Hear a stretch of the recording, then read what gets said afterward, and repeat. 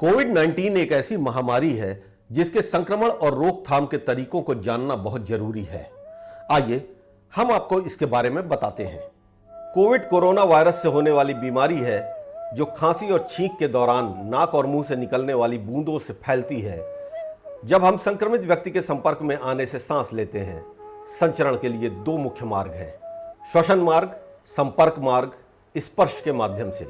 यह एक रास्ता भी है कि मान लीजिए कि हम पास के कमरे में हैं और कोई कोविड से पीड़ित है और उस कमरे में और भी लोग हैं जहां वेंटिलेशन उपलब्ध नहीं है, उस कमरे में खुली हवा उपलब्ध नहीं है, वहां कोरोना फैलने की संभावना अधिक है। कुछ ऐसे तरीके हैं जिनसे हम खुद को सुरक्षित रखते हैं, जैसे हमें अपने हाथों को साबुन और पानी से अच्छी तरह से और नियमित रूप से धोना चाहिए।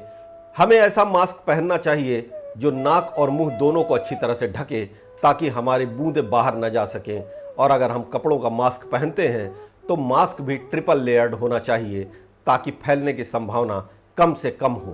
पिछले साल फिजिकल डिस्टेंसिंग को प्राथमिकता दी गई थी, जैसे 6 फीट की दूरी पर सर्कल बनाकर।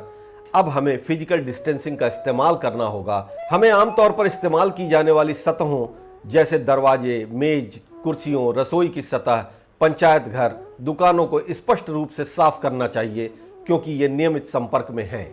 अगर आपको बुखार, बदन दर्द या सूखी खांसी जैसे किसी प्रकार के लक्षण हैं तो आपको तुरंत जांच के लिए जाना चाहिए और क्वारंटाइन या आइसोलेशन जैसी कार्रवाई करनी चाहिए।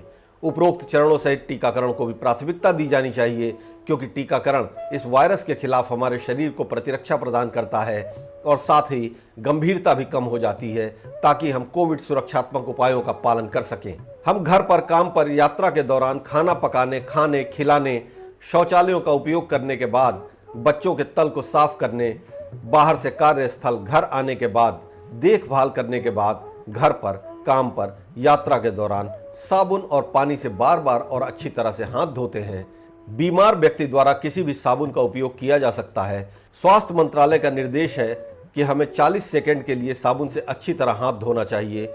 40 सेकंड के लिए गिनना मुश्किल है, लेकिन हमें सभी चरणों का पालन करना चाहिए ताकि हम अपने हाथों को ठीक से धो सकें।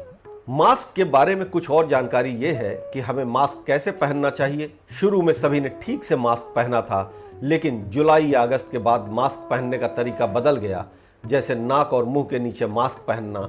इसलिए हमें पहनने के लिए गलत तरीके का इस्तेमाल करने से बचना चाहिए। हमें सही तरीका अपनाना चाहिए जिसमें नाक और मुंह ठीक से बंद होना चाहिए।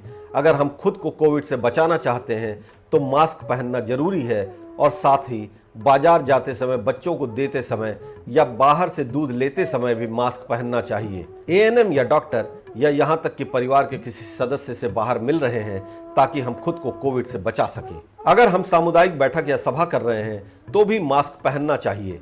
अगर हम किसी संक्रमित व्यक्ति या कोरोना पीड़ित व्यक्ति से मिले हैं, हमें घर पर भी मास्क पहनना चाहिए ताकि हमारे परिवार के सदस्य प्रभावित न हो। अगर हम घर पर कोरोना मरीज की देखभाल कर रहे हैं तो भी हमें मास्क पहनना चाहिए। हमें घर से बाहर कम से कम 6 फीट की शारीरिक दूरी बनाए रखना चाहिए। छोटे और खराब हवादार कमरों में इकट्ठा ना हो। भीड़ भाड़ वाले बाजारों और शॉपिंग सेंटरों में जाने से बचें। रूमाल या टिश्यू का उपयोग करने जैसे श्वसन स्वच्छता उपायों का पालन करें। खांसते या छींकते समय मुंह और नाक को ढकने के लिए कोहनी का इस्तेमाल करें। कोविड-19 संक्रमण की जांच प्राथमिक स्वास्थ्य केंद्र, सामुदायिक स्वास्थ्य केंद्र एवं जिला अस्पताल में निःशुल्क की जाती है। अपने निकटतम केंद्र की जानकारी लेने हेतु आप अपने प्रदेश के इन कोविड हेल्पलाइन नंबर पर भी संपर्क कर सकते हैं। आपके जिले में उपचार केंद्रों का विवरण इस तरह से है। धन्यवाद। सतर्क रहें, सुरक्षित रहें।